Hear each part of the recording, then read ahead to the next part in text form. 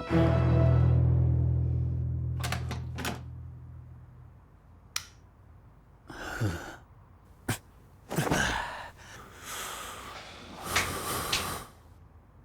जानते हो मैं तुम्हें पसंद नहीं करता मार्कुस।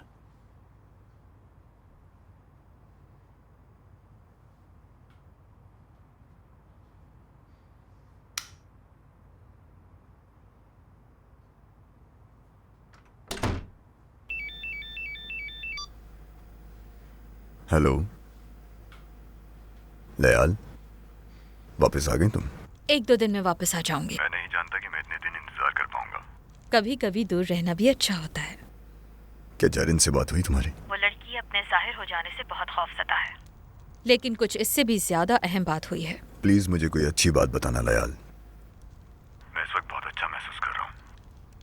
अफसोस सरदार के बारे में है। वो अब तक अनकरा नहीं पहुंचा।